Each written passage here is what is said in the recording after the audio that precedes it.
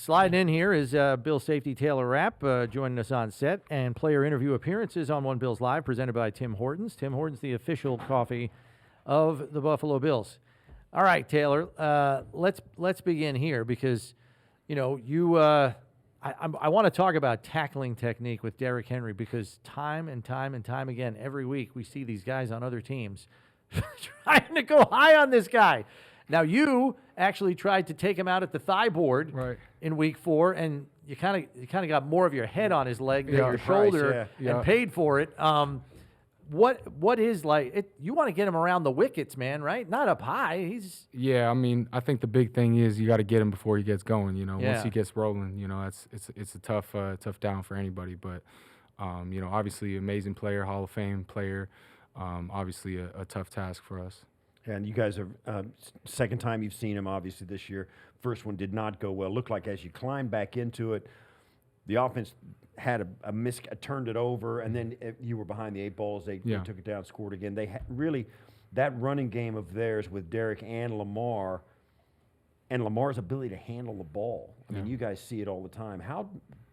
Speak to that a little bit, how difficult it is when you know, you have to have a plan for who's got the ball. Even if they don't have the ball, you got to cover both of them. Yeah, I mean, you know, obviously very unique offense that we're facing. You know, you've seen it over the years. You know, obviously, you know, Lamar obviously being able to keep it, you know, keep it on zone reads and stuff like that. A lot of the run game and stuff, and really every time you know quarterback keeps it, you're one man down short on defense. So, you know, just a tough task. Obviously. You said it, you know, week 4, you know, we had the result that we had, and, you know, we're looking forward to, you know, getting back at it.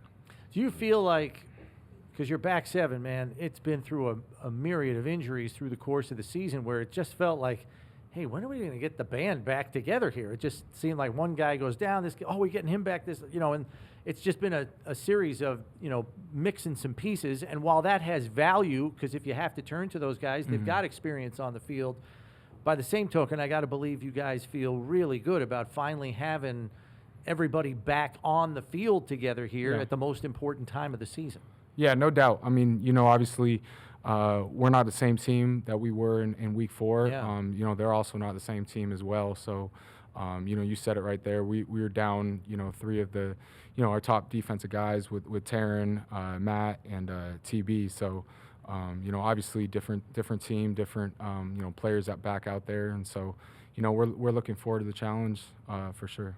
What about this game? It's going to be freezing cold, sub-freezing, wind maybe. It doesn't look like it's going to be snowing or raining, but it, you know, that's different than it was Monday night, week 4. And tackling in cold weather is, you know, it's just one.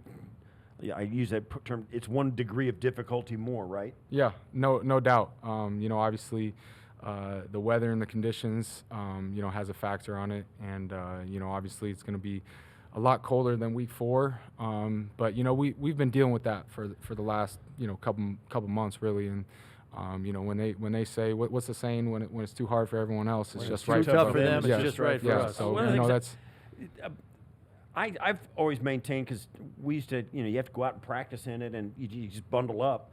But I think living in it, and I've made this point, I think living in the cold, like going to work in it, coming out of work in it, during the day you're in it a little bit, you know, practicing and stuff, it really helps not have it be a shock. When you show up there on game day, it's like, okay, we live in it, it's okay, it's not a shock, you're ready for it, you got a plan, and it doesn't bother you as much, right? Yeah, no doubt. You said it right there. You know, we live in it, and in my mind, when it really just comes down to mindset, mentality. Like, how bad do you want it? Like, you know, we're divisional round playing against Baltimore. Like, if you let the weather get to you, then you obviously don't want it that bad. So, like, it's not even, you know, really in our heads. It's just, you know, another thing that we have to obviously deal with and be ready for. But, you know, I think we're using it obviously as a advantage for us. Right. So the other advantage you have is you're going to have the crowd helping you out. They got a couple of false starts out of Denver last week for you.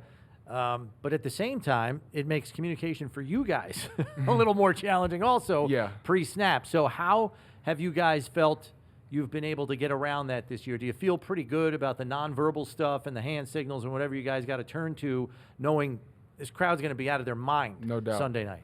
Yeah, it's always challenging on the defensive end. Obviously, at home, that's when our crowd is really into it. When the opposing offense is on the field, so just being able to hone in our operation, and it's really been a full season, steady climb, and we feel we're where we're at, we need to be at, and obviously keep continuing to build that. Yeah. So give us an idea of what this, certainly. What kind of different things what was the coaching staff's message to you about this game? Certainly you want to come out and make a statement early about, this is going to be a different game, to them. What's your coaching staff's message been? Yeah, obviously we didn't get the result that obviously we wanted to, not even close to in week 4. So, just using it as motivation and, just starting fast as well. We obviously got off to a bad start. Derrick Henry ripped off a 80-yard on the first play of the game. So, obviously when you start like that, it's an uphill battle, and you're playing, catch up all game and stuff. So, just being able to start fast and, just playing complementary football, offense, defense, special teams, everything. All right, time now for this week's Timbits Timeout, presented by, of course, Tim Hortons, where we have the fans ask our player guest a question. And this one comes from Jenna this week, who asks, how would you compare this Bills team to the Rams Super Bowl winning team you were on, and is it finally our year? Boy, that second part was loaded. Right. Yeah. Don't look at me. Don't shoot the messenger. That's no, Jenna. I mean, there's a lot of similarities between Rams Super Bowl team and this team. I think the culture and the environment within the whole building, the organization is up there. Vaughn can attest to it because he was there. But a lot of similarities. Obviously, a lot of good vibes, a lot of urgency throughout the building. And really the whole organization, and I definitely have a good feeling too. Yeah, Right.